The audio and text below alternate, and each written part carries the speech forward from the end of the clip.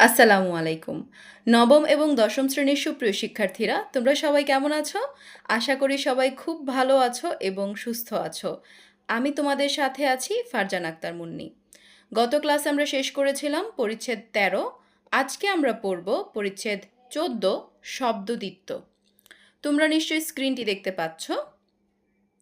দেখো, শব্দদ্বিত্ব অভিন্ন বা সামান্য পরিবর্তিত চেহারায় কোনো শব্দ পরপর দুইবার ব্যবহৃত হলে তাকে শব্দদ্বিত্ব বলে। অভিন্ন বা সামান্য পরিবর্তিত চেহারায় কোনো শব্দ পরপর দুইবার ব্যবহৃত হলে তাকে শব্দদ্বিত্ব বলে। ধরো, এমন একটা শব্দ ব্যবহার হবে যেটা আমাদের কাছে মনে হবে একই রকম চেহারা বা একটুখানি পরিবর্তন হয়েছে। এই ধরনের যে শব্দগুলো দুইবার ব্যবহার হবে পরপর, মানে প্রথম এটা ব্যবহার হবে, দ্বিতীয়বার আবার একই শব্দ বা একটু পরিবর্তিত হয়ে ব্যবহার হবে। তো এই ধরনের যে শব্দগুলো, সেগুলোকে আমরা বলবো শব্দদ্বিত্ব। অনেক সময় তোমরা দেখে থাকবে যে যমজ বোন থাকে, তাদের মধ্যে কিন্তু এক্সাক্ট সিমিলার সব কিছু থাকে না, একটু কিছু না কিছু পরিবর্তন কিন্তু দুজনের মধ্যে থাকে, যার মাধ্যমে কি মা বাবা চিনতে পারে। তো ওই রকমই হচ্ছে এটা, যে অভিন্ন বা সামান্য পরিবর্তিত চেহারায় কোনো শব্দ পরপর দুইবার ব্যবহৃত হলে তাকে শব্দদ্বিত্ব বলে। এখন দেখো, শব্দদ্বিত্ব তিন ধরনের। শব্দদ্বিত্ব তিন ধরনের। কি কি? অনুকার দ্বিত্ব, ধন্যাত্মক দ্বিত্ব এবং পুনরাবৃত্ত দ্বিত্ব। শব্দদ্বিত্ব কত ধরনের? শব্দদ্বিত্ব তিন ধরনের: অনুকার, ধন্যাত্মক এবং পুনরাবৃত্ত। এখন আমরা হচ্ছে এই অংশগুলো বিস্তারিতভাবে পড়ব। দেখো, অনুকার দ্বিত্ব পরপর প্রয়োগ হওয়া কাছাকাছি চেহারার শব্দকে অনুকার দ্বিত্ব বলে। পরপর প্রয়োগ হওয়া কাছাকাছি চেহারার শব্দকে অনুকার দ্বিত্ব বলে। এতে প্রথম শব্দটি অর্থপূর্ণ হলেও প্রায় ক্ষেত্রে দ্বিতীয় শব্দটি অর্থহীন হয় এবং প্রথম শব্দের অনুকরণে তৈরি হয়। আচ্ছা, তারপরের লাইনটা দেখো, এই অনুকরণ প্রক্রিয়ায় দ্বিতীয় শব্দের শুরুতে ট, ভ, ব, ম, শ প্রভৃতি ধ্বনি যুক্ত থাকতে দেখা যায়। তাতে শব্দকে খানিকটা অনির্দিষ্ট, সাধারণ বা গুরুত্বহীন করা হয়। ঠিক আছে? প্রকাশ পায় এইরকম একটা ভাব। প্রকাশ পায় এইরকম একটা ভাব। এখন এই যে এতক্ষণ আমরা একটা আর্টিকেল পড়লাম, এখন কি এটা আমাদের মাথায় ঢুকলো? বুঝতে পারলাম কিছু? ঠিক আছে, আমরা যদি নাও বুঝি, এখন বুঝে নিব। কিভাবে বলো তো? এই যে আমাদের উদাহরণের অংশটা আছে না, এটা যদি আমরা পড়ি তাহলে আমাদের এই যে এই কথাগুলো একদম ভালো মতো করে আমাদের মাথায় ঢুকে যাবে। দেখো, প্রথম উদাহরণটা, এই যে প্রথম যেটা আছে, অঙ্ক টঙ্ক। অঙ্ক টঙ্ক। তো আমরা কি পড়েছি দেখো, পরপর প্রয়োগ হওয়া কাছাকাছি চেহারার শব্দকে অনুকার দ্বিত্ব বলে। অঙ্ক জিনিসটা তো আমরা চিনি, টঙ্ক কি আমরা চিনি? হুম, টঙ্ক তো আমি জানি না, আমরা কেউ জানি না টঙ্কের মানে কি, আমরা জানি না। কিন্তু এটা কেন ব্যবহার হয়েছে? এতে প্রথম শব্দটি অর্থপূর্ণ হলেও, প্রথম শব্দটা কি? অঙ্ক, এটা তো অর্থপূর্ণ হলেও প্রায় ক্ষেত্রে, মানে বেশিরভাগ ক্ষেত্রে দ্বিতীয় শব্দটি অর্থহীন হয়। যেমন টঙ্ক, টঙ্কর কিন্তু কোনো অর্থ নেই এবং প্রথম শব্দের অনুকরণে তৈরি হয়। অঙ্ক, এই যে উ আর ক, এটা কিন্তু ঠিক আছে, কিন্তু অর জায়গায় হয়েছে কি ট, তার মানে সামান্য পরিবর্তন হয়েছে। এজন্য বলেছে যে পরপর প্রয়োগ হওয়া কাছাকাছি চেহারার, অনেকটা প্রায় একই রকম চেহারার যে শব্দগুলো, সেগুলোকে বলা হবে অনুকার দ্বিত্ব। এতে প্রথম শব্দটি হচ্ছে কি অর্থপূর্ণ হবে আর দ্বিতীয়টা অর্থহীন হবে এবং প্রথম শব্দের অনুকরণে দ্বিতীয়টা হবে। ঠিক আছে? এই অনুকরণ প্রক্রিয়ায় দ্বিতীয় শব্দের শুরুতে কি কি ধ্বনি যুক্ত থাকতে দেখা যায়? ট, ফ, ব, ম, শ। এই যে দেখো, অঙ্ক টঙ্ক, ট আছে না? ট। আম টাম, এখানেও ট আছে। কেক টেক, এখানেও ট। ঘর টর, আমরা বলি না কি বাড়িতে কি ঘর টর করবা না? তো এটা হচ্ছে কি, ঘর আমরা চিনি কিন্তু টর আমরা কেউ চিনি না। গরু টরু, সামনে আমাদের কুরবানির ঈদ, তো আমরা বলতে পারি কি গরু টরু কি কিনবা না?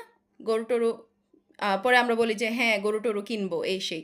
তো এই হচ্ছে গরু টরু। তারপর ছাগল টাগল, অনেকে বলে যে না এইবার গরু টরু কিছু কিনবো না, এবার হচ্ছে আমরা ছাগল টাগল কিছু একটা কুরবানি দিয়ে দিব।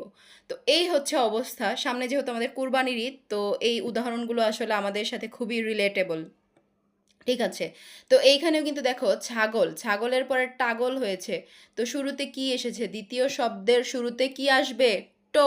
তো ট তো আমরা পেলাম।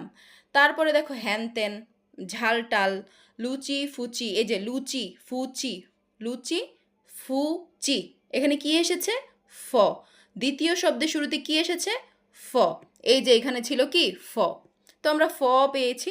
তারপরে দেখো টাট্টু-ফাট্টু, এইখানেও কিন্তু ফ।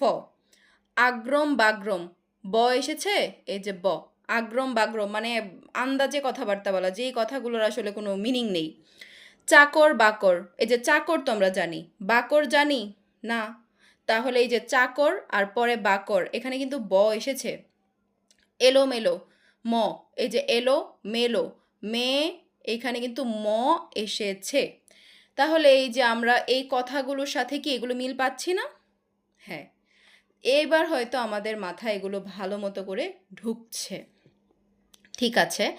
তারপর দেখো ঝিকিমিকি, কচর-মচর, ঝিলমিল, শেষমেশ, অল্প স্বল্প, বুদ্ধিশুদ্ধি, এই যে বুদ্ধিশুদ্ধি কি বলেছিল?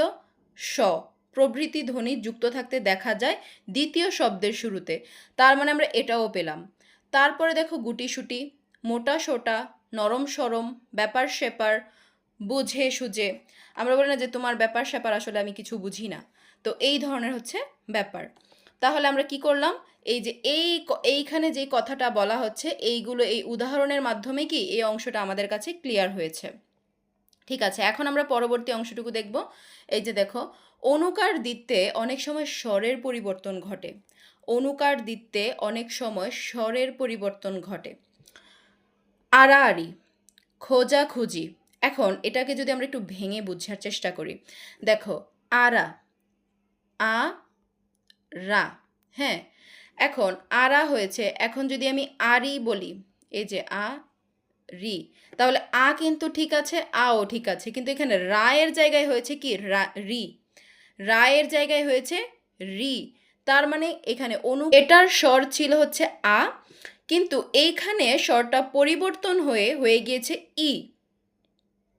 ঠিক আছে, এটা এখানে আ, প্রথমে কিন্তু আমরা পেয়েছি আ, শেষে হচ্ছে কি? রা। আ, এখানে আ ঠিক আছে, কিন্তু রা, এখানে ছিল আ, এখানে স্বরটা ছিল আ, কিন্তু এই অংশে স্বরটা এসে হয়ে গিয়েছে কি? ই।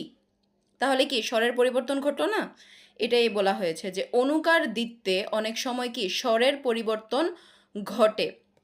দেখো খোঁজাখুঁজি, ঘোরাঘুরি, চুপচাপ, চুপচাপ, ঠেকাঠেকি, তাড়াতাড়ি, দলাদলি, দামাদামি, টুকরো, টুকরো, এখানে কি বলা হচ্ছে দেখো, এই যে টুকরো টাকরা, টুক রো টাকরা, টু এর জায়গায় হয়েছে কি? টা।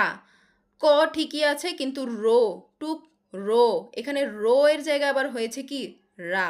তার মানে কি অনুকার দিতে স্বরের পরিবর্তন ঘটেছে।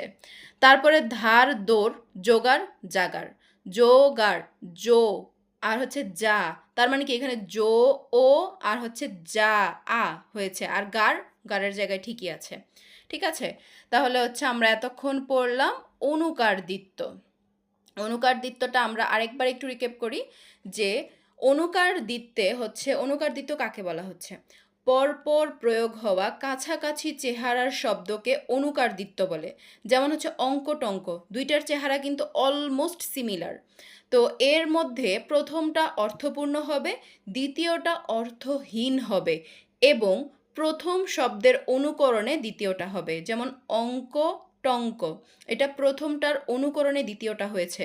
এই অনুকরণ প্রক্রিয়ায় দ্বিতীয় শব্দের শুরুতে আমরা কি পাই? ট, ফ, ব, ম, স। ঠিক আছে, তাতে শব্দকে খানিকটা অনির্দিষ্ট, সাধারণ বা গুরুত্বহীন করা হয়। কোনটা? দ্বিতীয়টা। ঠিক আছে, তারপর আমরা পড়লাম অনুকার দিতে অনেক সময় কি স্বরের পরিবর্তন ঘটে। যেমন হচ্ছে আরা আরি, এখানে আরা, এখানে রা এসেছে, আরা রা, আর আরি এখানে হচ্ছে ই এসেছে। তাহলে কি হয়েছে? স্বরের পরিবর্তন ঘটেছে। ঠিক আছে, এতক্ষণ আমরা পড়লাম অনুকার দ্বিত্ব। এখন আমরা দেখব ধন্যাত্মক দ্বিত্ব। ধন্যাত্মক দ্বিত্ব, কোনো প্রাকৃতিক ধ্বনির অনুকরণে যেসব শব্দ তৈরি হয় সেগুলোকে বলে ধন্যাত্মক শব্দ। ধন্যাত্মক শব্দ কাকে বলে? কোনো প্রাকৃতিক ধ্বনির অনুকরণে যেসব শব্দ তৈরি হয় সেগুলোকে বলে ধন্যাত্মক শব্দ। যেমন ঠন একটি ধন্যাত্মক শব্দ। কোনো ধাতব পদার্থের সঙ্গে অন্য কোনো ধাতব পদার্থের সংঘর্ষে এই ধরনের ধ্বনি তৈরি হয়। এগুলো কিভাবে তৈরি হয়? কোনো ধাতব পদার্থের সঙ্গে অন্য কোনো ধাতব পদার্থের সংঘর্ষে এই ধরনের ধ্বনি তৈরি হয়। দেখো, ঠন শব্দটি পরপর দুইবার বা কখনো ততোধিকবার ব্যবহৃত হলে ধন্যাত্মক দ্বিত্ব সৃষ্টি হয়। ঠন শব্দটি পরপর দুইবার বা কখনো ততোধিকবার ব্যবহৃত হলে ধন্যাত্মক দ্বিত্ব সৃষ্টি হয়। যেমন দেখো, সা, সা করে তীর ছুটে যায়, সা সা করে তীরগুলো ছুটে যাচ্ছে, সা সা সা করে অসংখ্য তীর চারদিকে ছুটে গেল। ঠিক আছে, এই যে দেখো, এখানে কি বলছিল যে কোনো ধাতব পদার্থের সঙ্গে অন্য কোনো ধাতব পদার্থের সংঘর্ষে এই ধরনের ধ্বনি তৈরি হয়। দেখো, তীর যদি আমরা মারি, তীরটা কি এইভাবে করে মারতে হয় না? তার মানে কি ধাতব পদার্থটা কিন্তু একটার সঙ্গে একটা কি ঘর্ষণের ফলে এই ধ্বনিটা সৃষ্টি হচ্ছে। তো আমরা ভেবে নিচ্ছি যে তীরটা যখন কানের কাছ দিয়ে যাবে তখন এটা কি শা শা করে একটা শব্দ হবে, কিন্তু আসলে আমরা কি এটা কখনো শুনতে পেয়েছি যে শা শা শব্দ করে বা গুলি করার সময় যে একটা শব্দ হয় সেটা কিন্তু আমরা অনুমান করে নিয়েছি, আমরা কিন্তু জানি না আসলেই কি এরকম সাউন্ড করে না, কিন্তু আমরা এটাকে কি করে নিয়েছি, আমরা এটাকে অনুমান করে নিয়েছি যে এটা এরকম হতে পারে। তো এই ধরনের শব্দ এখানে কি বলেছে যে ধন্যাত্মক দ্বিত্ব সৃষ্টি হয়। যেমন সা সা, সা সা করে তীরগুলো ছুটে যাচ্ছে, এখানে সা সা সা, এগুলো হচ্ছে ধন্যাত্মক দ্বিত্ব, কারণ এগুলো হচ্ছে ধাতব পদার্থের সঙ্গে অন্য কোনো ধাতব পদার্থের সংঘর্ষে তৈরি হচ্ছে। ঠিক আছে, তারপরে দেখো, অনেক সময় কল্পিত ধ্বনির ভিত্তিতেও ধনাত্মক সৃষ্টি হয়। ধনাত্মক দ্বিত্ব কিভাবে সৃষ্টি হয়? কল্পিত ধ্বনির ভিত্তিতেও। যেমন ফোড়া টনটন করে, ফোড়া টনটন করে। আমরা বলছি না যে এখানে আমার একটা ফোড়া হয়েছে কিন্তু অনেক টনটন করছে, ব্যথা করছে, কিন্তু এটা কি আদতে ফোড়া কি কথা বলতে পারে, বা আমরা কি ফোড়া থেকে শব্দ পাই? শরীরের ব্যথা, যে আমাদের যে শরীরে ব্যথা হয় আমরা কি সেটাকে উপলব্ধি করতে পারি, বা সেখান থেকে কি কোনো আওয়াজ হয়? না, হয় না। তাহলে এটা কি? এটা হচ্ছে আমাদের একটা অনুমান, মানে কল্পনার মাধ্যমে আমরা হচ্ছে এটাকে অনুমান করে নিয়েছি যে এই ধরনের শব্দ হতে পারে। তাহলে এগুলোকে বলা হচ্ছে ধন্যাত্মক দ্বিত্ব। ফোড়া টনটন করে, গা ছমছম করে, আমরা অনেক সময় বলি না যে ভয়ে আমার গা ছমছম করছিল। কোনো একটা ভূতের ছবি দেখার পরে তুমি যখন একা রুমে থাকবে, অন্ধকার একটা রুম, তখন তোমার মনে হবে যে গা ছমছম করছে, চারদিকে হয়তো কেউ আসছে, তোমাকে ধরছে, এই ধরনের। কিন্তু এটা কি? এটা হচ্ছে আমাদের একটা মনের কল্পনা। আদতে কি এরকম কিছু হয়? না। তো এটাকেই হচ্ছে কি কল্পিত ধ্বনির ভিত্তিতে ধন্যাত্মক দ্বিত্ব সৃষ্টি হয়। আরেকটা কিসের মাধ্যমে? প্রাকৃতিক ধ্বনির অনুকরণে যেসব শব্দ তৈরি হয় সেগুলোকে হচ্ছে ধন্যাত্মক শব্দ বলে। কোনো ধাতব পদার্থের সঙ্গে অন্য কোনো ধাতব পদার্থের সংঘর্ষে এই ধরনের ধ্বনি তৈরি হয়। ঠিক আছে, ওকে। দেখো, কয়েকটি ধন্যাত্মক দ্বিত্বের উদাহরণ: কুটকুট, কুতকুত, কুটুস কুটুস, খক খক। এটা খুবই প্রচলিত যে খক খক, আদতে আমরা যখন কাশি তখন কি আসলে এরকম খক খক আওয়াজ হয়? না, হয় না। কিন্তু এটা কি? এটা হচ্ছে আমাদের একটা কল্পিত ধারণা। এটার ভিত্তিতে হচ্ছে এই দ্বিত্বধ্বনিটার সৃষ্টি হচ্ছে। যা খক খক, খুটুর খুটুর, টুং টুং। আমরা বলি না যে টুং টুং আওয়াজ করছে, কিন্তু আদতে আমরা কি টুং টুং এই আওয়াজগুলো শুনতে পাই? না, শুনতে পাই না। তার মানে কি এগুলো হচ্ছে আমাদের কল্পনা, বা হচ্ছে কোনো প্রাকৃতিক ধ্বনির অনুকরণে সৃষ্ট কোনো শব্দ, যার ফলে আমাদের এই ধন্যাত্মক দ্বিত্ব শব্দগুলো তৈরি হচ্ছে। তারপরে দেখো, ঠুকঠুক, ধূপধূপ, দুমদুম, তারপর ঢং ঢং, চকচক, জল জল, ঝমঝম, টসটস। আমরা টসটসে টমেটোগুলো, তো টমেটো কি কখনো বলে যে আমি টসটসে? না, কিন্তু এটা আমাদের কাছে মনে হয় যে এটা কি টসটসে লাল লাল টমেটো, মানে হচ্ছে খুবই ফ্রেশ, একদম খুব লাল একটা রং, দেখতে খুব ভালো লাগলোকে আমরা বলে থাকি টসটসে। ঠিক আছে, থকথকে জেলি, জেলি আমরা বলি না থকথকে, বা দই যদি খুব জমে তাহলে আমরা সেটাকে বলি কি থকথকে হয়েছে খুব। তারপরে ফুসুর ফুসুর, আমরা বলি, ফুসুর ফুসুর করো না, অনেকগুলো মানুষের সামনে ফুসুর ফুসুর করছে, তার মানে কি সে কানে কানে কথা বলছে, বা হচ্ছে দুইজনে মিলে আস্তে আস্তে খুব গসিপ করছে এটা। তো এই যে এইখানে দেখো আরেকটা মজার শব্দ আছে ভটভট, আমরা মানে খুব এই ভটভট করিস না তো, তো এই ধরনের একটা শব্দ। তারপরে শো শো বাতাসের আওয়াজ যেটাকে আমরা বলি। তারপরে হিস হিস সাপের আওয়াজ, এখানে বোঝাতে পারে হিস হিস, কিন্তু সাপ কি আসলে এরকম করে? না, করে না। কিন্তু এগুলো হচ্ছে কি আমাদের কল্পনা, এগুলো হচ্ছে প্রাকৃতিক ধ্বনির অনুকরণ, মানে আমরা ভেবে নিয়েছি যে এটা এরকম সাউন্ড করতে পারে। ঠিক আছে, এই অংশ গেল। তারপরে দেখো কিছু ক্ষেত্রে ধন্যাত্মক দ্বিত্বের মাঝখানে স্বরধ্বনির আগমন ঘটে। কিসের আগমন ঘটে? স্বরধ্বনির আগমন ঘটে। খপাখপ, গবাগপ, ঝটাঝট, ফটাফট, আমরা বলি ফটাফট, এখান থেকে ফুটো, ফটাফট, মানে তাড়াতাড়ি এখান থেকে যাও, পটাপট, কাজ করো, দমাদম। তো এই ধ্বনিগুলো ধনাত্মক দ্বিত্ব, এগুলোর মাঝখানে কি স্বরধ্বনির আগমন ঘটে। এই যে দেখো দমাদম, ঠিক আছে, দমা, এখানে শেষে আমরা কি পাবো? আ, শেষে কি দমা, দমা, মা, তাহলে কি শেষে আ, আর হচ্ছে কি দম। তো দম, মাঝখানে কি এসেছে? মাঝখানে আ, স্বরধ্বনি এসেছে। তো এটার কথাই বলছে যে কিছু ক্ষেত্রে ধনাত্মক দ্বিত্বের মাঝখানে স্বরধ্বনির আগমন ঘটে। ঠিক আছে, এতক্ষণ আমরা পড়লাম ধনাত্মক দ্বিত্ব। এখন আমরা পড়ব হচ্ছে এর পরবর্তী অংশ, পুনরাবৃত্ত দ্বিত্ব।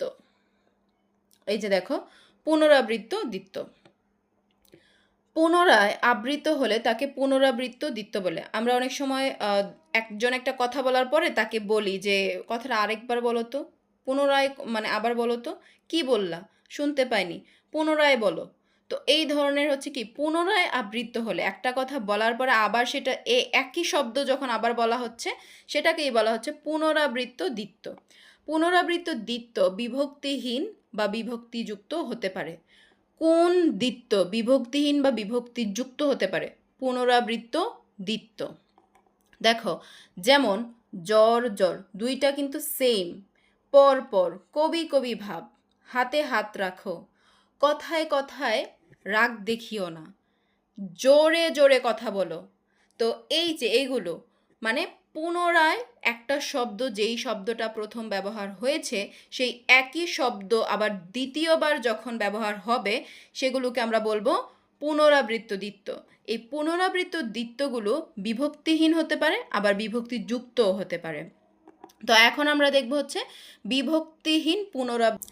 দেখো বিভক্তিযুক্ত পুনরাবৃত্ত, কথায় কথায়, মজার মজার, ঝাঁকে ঝাঁকে, চোখে চোখে, মনে মনে, সুরে সুরে, পথে পথে।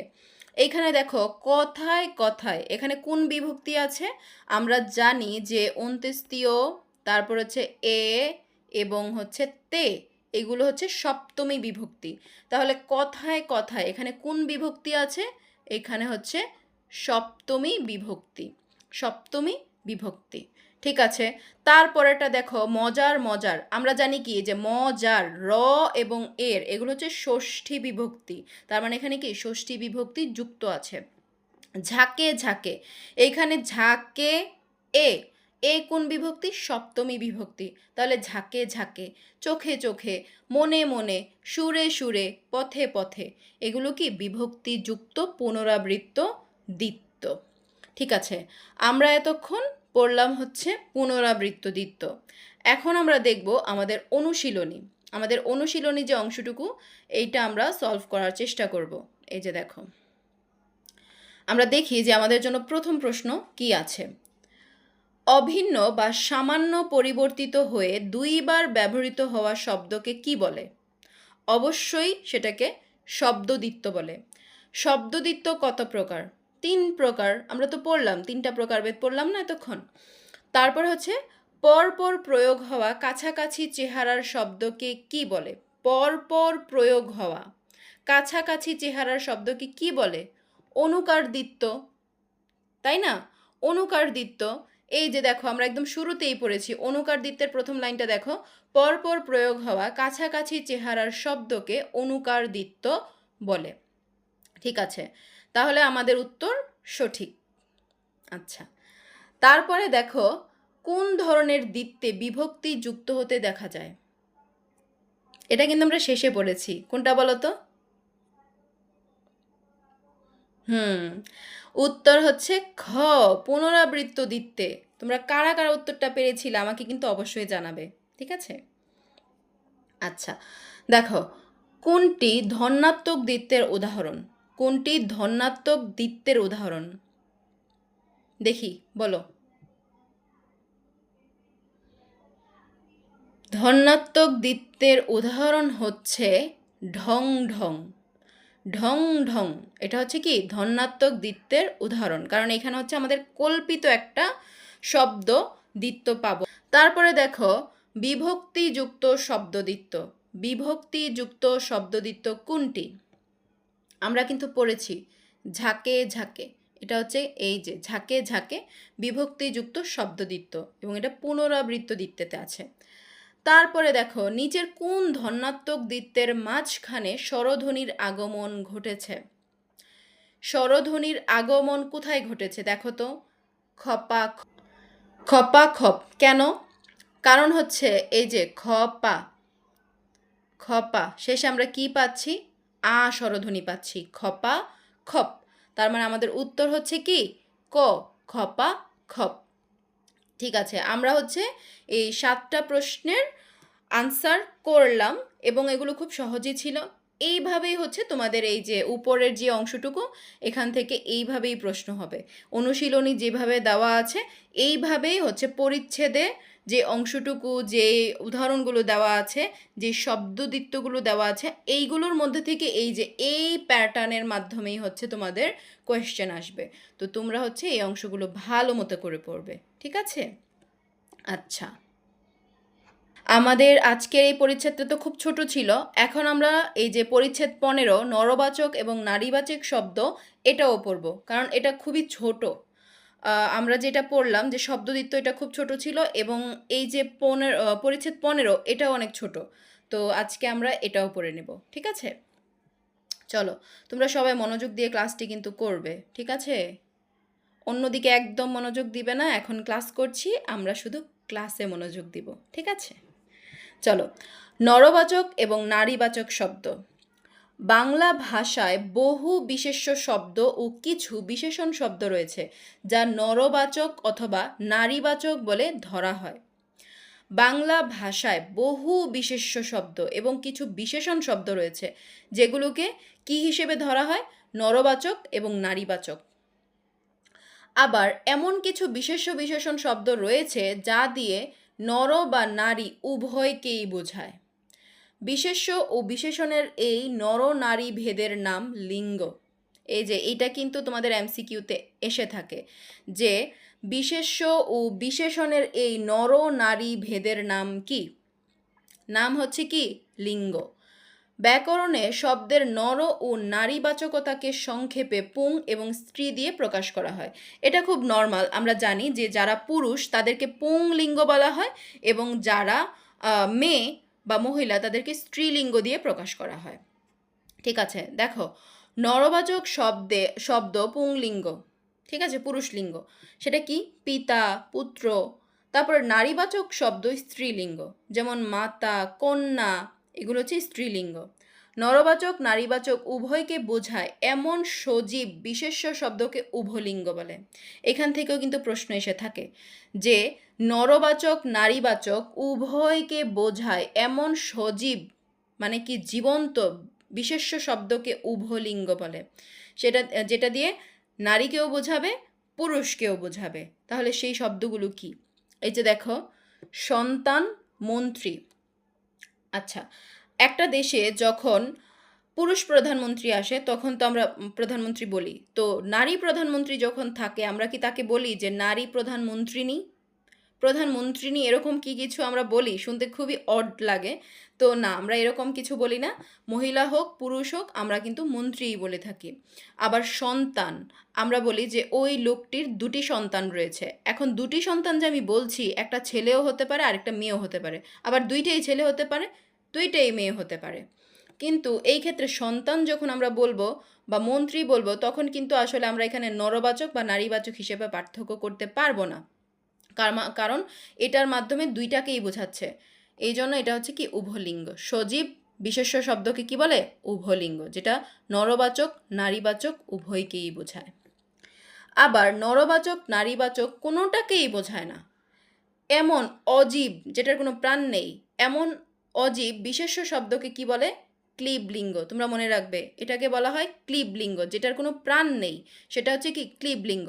যেমন দেখো, ঘর, বাড়ি, টেবিল, তারপরে যে আমাদের বই, কলম, খাতা, তারপরে হচ্ছে পানির বোতল, তারপরে হচ্ছে আমাদের হাঁড়ি পাতিল, এইগুলা কিন্তু অজীব, এগুলোর কোনো প্রাণ নেই।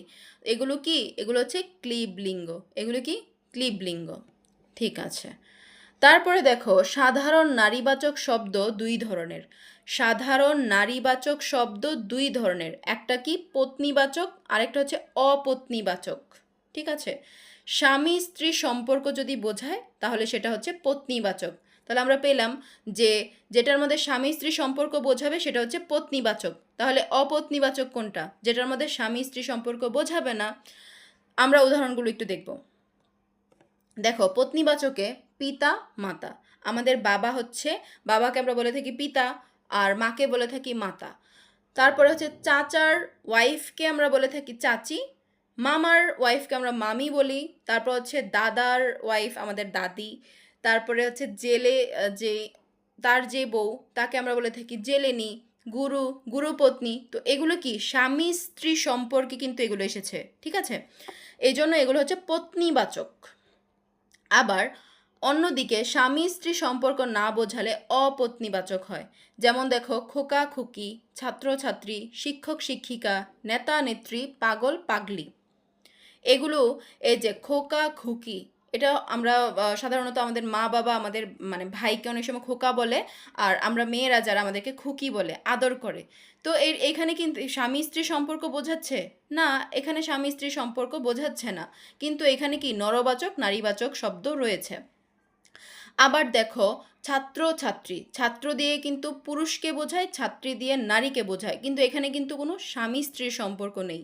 তারপর আবার শিক্ষক শিক্ষিকা, নেতা নেত্রী, পাগল পাগলি, এগুলোর মধ্যে কোনো স্বামী স্ত্রীর সম্পর্কে এগুলো হচ্ছে না, সেজন্য এগুলো হচ্ছে অপত্নীবাচক। কিন্তু যেগুলো তো স্বামী স্ত্রীর সম্পর্ক বোঝাবে সেগুলো হবে পত্নীবাচক। ঠিক আছে? ওকে, এখন আমরা হচ্ছে আমাদের পরবর্তী অংশটা দেখব। কিছু শব্দ রয়েছে যা নিত্য নরবাচক, নিত্য নারীবাচক। কিছু শব্দ আছে যেগুলো সব সময় নরবাচক, এগুলো নারীবাচকের ক্ষেত্রে ব্যবহার হবে না। আবার কিছু আছে নিত্য নারীবাচক, এগুলোর কোনো পুরুষবাচক শব্দ হবে না। নিত্য নরবাচকের উদাহরণ: কৃতদার, অকৃতদার। কৃতদার হচ্ছে কি? যে মানে বিয়ে করেছে যে পুরুষ, আর অকৃতদার মানে হচ্ছে যে পুরুষ এখনো অবিবাহিত। তাহলে কি এগুলো নিত্য নরবাচক, এগুলোর কিন্তু কোনো ধরনের কোনো স্ত্রীলিঙ্গ নেই। কৃতদারী, অকৃতদারী, এইগুলা কোনো নারীবাচক কোনো শব্দ নেই। এখন আমরা দেখব হচ্ছে নিত্য নারীবাচক উদাহরণ: সতীন, বিধবা। সতীন, বিধবা। নিত্য নারীবাচকের উদাহরণ কি? সতীন, বিধবা। এগুলো কিন্তু কোনো পুরুষবাচক শব্দ হয় না, এগুলো হচ্ছে নিত্য নারীবাচক। আর নিত্য নরবাচক হচ্ছে কৃতদার, অকৃতদার। ঠিক আছে, আমরা হচ্ছে এখন পরবর্তী অংশটা দেখব। এই যে দেখো, নরবাচক থেকে নারীবাচক শব্দ গঠন। নরবাচক থেকে নারীবাচক শব্দ গঠন প্রত্যয় যোগে।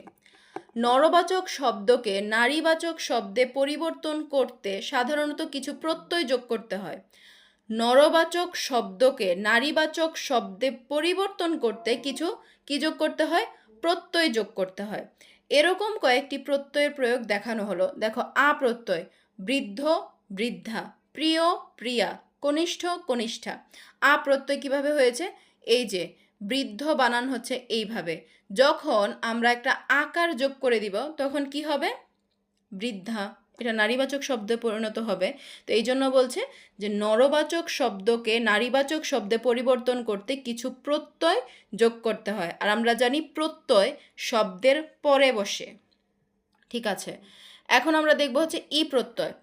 ই প্রত্যয় দাদা দাদি জ্যাঠা জেঠি পাগল পাগলি। এই যে দাদা দাদি, দাদা ই প্রত্যয় যোগ হয়েছে, দাদা আ ছিল, এখানে যখন ই প্রত্যয় যোগ হয়েছে তখন কিন্তু দাদি, তখন কি হয়ে যাচ্ছে? দাদি। ঠিক আছে, তারপর হচ্ছে ইনি প্রত্যয়। ইনি প্রত্যয় কাঙাল কাঙালিনী, বাঘ বাঘিনী। এই যে বাঘ যোগ, আমি যখন ইনি যোগ করব কি হয়েছে? বাঘিনী। তো এটাকে সুন্দর করে লেখার জন্য আমরা হচ্ছে এইভাবে লিখে থাকি যে বাঘিনী। এখানে শেষে কি প্রত্যয় যোগ হয়েছে? ইনি প্রত্যয় যোগ হয়েছে।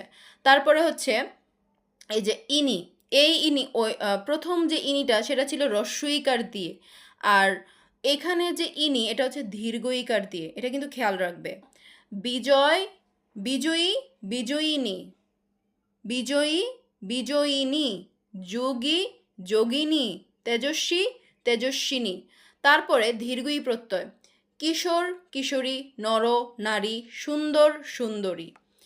তারপর হচ্ছে নি প্রত্যয়, জেলে ছিল, তারপর নি প্রত্যয় যুক্ত হয়ে হয়েছে জেলেনি, বেদে বেদেনি, ধোপা ধোপানি। বতী প্রত্যয় গুণবান গুণবতী, আমরা জানি গুণবান হচ্ছে ছেলেদেরকে বলা হয় আর গুণবতী হচ্ছে মেয়েকে বলা হয়, তো পুণ্যবান পুণ্যবতী। মতি প্রত্যয় বুদ্ধিমান বুদ্ধিমতী, শ্রীমান শ্রীমতী, প্রথমটা ছিল বতী তারপরটা হচ্ছে মতি। ঠিক আছে, এতক্ষণ আমরা পড়লাম হচ্ছে প্রত্যয় যুগে নরবাচক থেকে নারীবাচক শব্দ গঠন। তারপরে একটু দেখো নিচের দিকে, এছাড়া অক প্রত্যয় দিয়ে গঠিত নরবাচক শব্দকে নারীবাচক করার সময় অকের জায়গায় ইকা হয়। দেখো পাঠক, পাঠক শব্দটা আমি লিখলাম। এখানে তোমরা শেষে কি পাচ্ছ আমাকে একটু বলো তো? পাঠক, তোমরা তো সন্ধি পড়ে এসেছো, তো পাঠক পাঠক, পাঠ যুগ অক, আমরা শেষে অক পাচ্ছি, পাঠক অক। তো অকের জায়গায় যখন আমি পাঠিকা যোগ করব তাহলে কি যুক্ত হয়েছে এখানে? ইকা প্রত্যয় যোগ হয়েছে, পাঠিকা। তাহলে প্রথম ছিল অক প্রত্যয়, অক প্রত্যয় থেকে হয়েছে ইকা প্রত্যয়, তার মাধ্যমে পরে কি হয়েছে? পাঠক থেকে পাঠিকা, লেখক থেকে লেখিকা, গায়ক থেকে গায়িকা, নায়ক থেকে নায়িকা। ঠিক আছে, এখন হচ্ছে আমরা এর পরবর্তী অংশটুকু দেখব যে নারী নির্দেশক শব্দযুগে। নারী নির্দেশক শব্দযুগে কিছু ক্ষেত্রে নারী নির্দেশক শব্দ যোগ করে নারীবাচক শব্দ তৈরি হয়। কিছু ক্ষেত্রে নারী নির্দেশক শব্দ যোগ করে নারীবাচক শব্দ তৈরি হয়। লোক, প্রথম শব্দটা কি ছিল? শুধু লোক, কিন্তু যখন এই যে নারীবাচক স্ত্রী, লোকের সামনে যখন আমরা স্ত্রী যোগ করে দেব তখন সেটা হয়ে যাবে নারীবাচক। তাহলে আমরা কি যোগ করলাম? আমরা নারী নির্দেশক একটা শব্দ যোগ করলাম, যোগ করে আমরা পেলাম হচ্ছে নারীবাচক শব্দ। তারপর দেখো শ্রমিক, শ্রমিক দিয়ে হচ্ছে এখানে পুরুষকে বোঝাচ্ছে। যখন আমরা বলবো শ্রমিকের সামনে যখন নারী যোগ করে দিব তখন আমরা বুঝবো এটা নারীবাচক শব্দ। তারপরে ছেলে, ছেলে বউ, ছেলে বউ বলতে কি আমি বুঝি? ছেলে বউ সেজেছে? না, ছেলে ছেলে বউ মানে হচ্ছে ছেলের বউ, তার মানে কি সে নারী। তো এখানে নারী নির্দেশক যোগ করে নারীবাচক শব্দ তৈরি হয়। কিছু ক্ষেত্রে নরনির্দেশক শব্দের বদলে নারী নির্দেশক শব্দ যোগ করে নারীবাচক শব্দ তৈরি হয়। কিছু ক্ষেত্রে নরনির্দেশক শব্দের বদলে নারী নির্দেশক শব্দ যোগ করে নারীবাচক শব্দ হয়। দেখো মদ্দা বিড়াল, মদ্দা, মদ্দা বিড়াল মানে হচ্ছে ছেলে বিড়াল, আর মাদি বিড়াল বলতে হচ্ছে মেয়ে বিড়ালকে বোঝাচ্ছে। ভাইপো, ভাইয়ের ছেলে, আর ভাই ঝি, পো মানে হচ্ছে ভাইয়ের ছেলে, আর ভাই ঝি মানে হচ্ছে ভাইয়ের মেয়ে। ঠিক আছে, আমাদের এইটুকু গেল। এখন দেখো এর পরবর্তী অংশ স্বতন্ত্র শব্দে। স্বতন্ত্র শব্দে কিছু নারীবাচক শব্দের সঙ্গে নরবাচক শব্দের গঠনগত মিল থাকে না। এগুলো হচ্ছে কি স্বতন্ত্র, এগুলো আসলে কোনো এগুলো হচ্ছে নিজস্ব নিয়মে চলে, এগুলো অন্য কোনো নিয়ম মানে না। তো এই স্বতন্ত্র শব্দগুলো কি, নারীবাচক শব্দের সঙ্গে নরবাচক শব্দের গঠনগত মিল থাকে না। যেমন ভাই বোন, পিতা মাতা, ছেলে মেয়ে, বর কনে, বাদশা বেগম, এগুলো কি কোনো গঠনগত মিল নেই। এই নারীবাচক শব্দের সঙ্গে নরবাচক শব্দের কোনো গঠনগত মিল নেই। ভাই বোন, মনে হচ্ছে আমরা ভাই বোন, একই মায়ের পেটের যে সন্তান তাদেরকে বলা হচ্ছে ভাই বোন। পিতা মাতা আমাদের মা বাবা, ছেলে মেয়ে হচ্ছে কি সন্তান সন্ততি, বর কনে হাজব্যান্ড ওয়াইফ, তারপর হচ্ছে বাদশাহ বেগম, এগুলো কি কোনো গঠনগত মিল নেই। বাংলা ভাষায় প্রাতিষ্ঠানিক পদমর্যাদাকে নারীবাচক করা হয় না। প্রাতিষ্ঠানিক পদমর্যাদাকে নারীবাচক করা হবে না। দেখো, নার্গিস আক্তার একজন সহকারী শিক্ষক। এখানে কি সহকারী শিক্ষক হচ্ছে একটা প্রাতিষ্ঠানিক পদমর্যাদা। ওনার যে পদবিটা স্কুলে বা কলেজ, স্কুল হতে পারে, তারপর কলেজ হতে পারে, বিশ্ববিদ্যালয় হতে পারে, এখানে সহকারী শিক্ষক এটা হচ্ছে কি প্রাতিষ্ঠানিক একটা পদমর্যাদা। তো এই ক্ষেত্রে নারীবাচক করা হবে না। ঠিক আছে, সচিব হলে কিন্তু, মহিলা সচিব হলেও আমরা কিন্তু তাকে সচিবই বলে থাকি, সচিবই বলি না, সচিব বলি। তো এই জন্য প্রাতিষ্ঠানিক পদমর্যাদা নারীবাচক করা হয় না। নার্গিস আক্তার একজন সহকারী শিক্ষক। নমিতা রায় সংবর্ধনা অনুষ্ঠানের সভাপতি। নমিতা রায় সংবর্ধনা অনুষ্ঠানের সভাপতি। তাহলে এগুলোকে নারীবাচক করা হবে না। কখন? প্রাতিষ্ঠানিক পদমর্যাদা যখন বোঝাবে। আচ্ছা, এখন আমাদের এই পরিচ্ছেদের এই অংশটুকু আমরা পড়লাম। পরিচ্ছেদটা খুবই ছোট ছিল। এখন হচ্ছে আমরা অনুশীলনী অংশটুকু দেখব। দেখি আমরা কয়টা প্রশ্নের আনসার করতে পারি। ঠিক আছে, এখন আমরা দেখব আমাদের প্রথম প্রশ্ন। বিশেষ্য ও বিশেষণের নারী ও নরভেদের নাম কি? বিশেষ্য বিশেষণের নারী নরভেদের নাম কি? অবশ্যই এটা হচ্ছে অপশন গ, লিঙ্গ। তারপরে নিচের কোন শব্দটি উভলিঙ্গ প্রকাশক? উভলিঙ্গ প্রকাশক কোনটা? সন্তান। উভলিঙ্গ প্রকাশ করে সন্তান। ক্লীবলিঙ্গ কোনটি? ক্লীবলিঙ্গ এখানে কোনটা বলো তো? গাড়ি, মন্ত্রী, মানুষ, পাখি। ক্লীবলিঙ্গ হচ্ছে যাদের কোনো প্রাণ নেই। তাহলে আমাদের উত্তর কোনটা হবে? অবশ্যই ক, গাড়ি। তারপর হচ্ছে 4, কোন শব্দটি অপত্নীবাচক? কোন শব্দটি অপত্নীবাচক?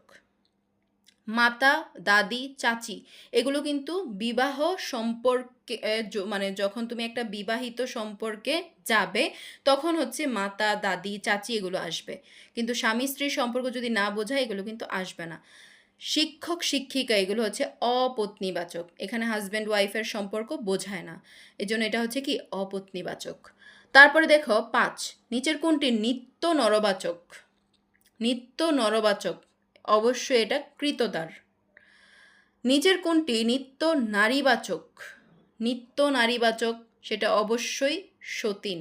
এখানে কোনো নরবাচক শব্দ হয় না, সতীনের কোনো নরবাচক শব্দ হয় না। সতীন এবং বিধবা। তারপরে দেখো, অক প্রত্যয় দিয়ে গঠিত নরবাচক শব্দকে নারীবাচক করার সময় অকের জায়গায় কি হয়? অবশ্যই ইকা প্রত্যয় হয়। যেমন নায়ক থেকে নায়িকা, গায়ক থেকে গায়িকা, এগুলো। পাঠক থেকে পাঠিকা। ঠিক আছে, তারপর দেখো প্রশ্ন 8, নিচের কোন নারীবাচক শব্দের সঙ্গে নরবাচক শব্দের গঠনগত কোনো মিল নেই? গঠনগত কোনো মিল নেই কোথায় বলো তো? এই যে আমরা কিন্তু পড়েছি বাদশা বেগম, এগুলোর নরবাচক শব্দের মানে নারীবাচক শব্দের সাথে নরবাচক শব্দের গঠনগত কোনো মিল নেই। তাহলে এটা হবে কি অপশন ক, বেগম। ঠিক আছে, তাহলে আজকে আমরা পড়লাম হচ্ছে পরিচ্ছেদ 14 শব্দদ্বিত্ব এবং পরিচ্ছেদ 15 নরবাচক এবং নারীবাচক শব্দ, এবং এগুলোর যে অনুশীলনের যে অংশটুকু দেওয়া ছিল সেগুলো আমরা সলভ করার চেষ্টা করেছি এবং বিস্তারিতভাবে আলোচনা করার চেষ্টা করেছি। তারপরেও যদি তোমাদের কোনো সমস্যা থাকে আমাকে অবশ্যই তোমরা জানাবে। ঠিক আছে, তো আমি আজকে যা পড়ালাম এগুলো তোমরা পড়তে থাকো। তোমাদের সাথে দেখা হবে আগামী ক্লাসে। সেই পর্যন্ত তোমরা সবাই খুব ভালো থাকো এবং সুস্থ থাকো। আসসালামু আলাইকুম।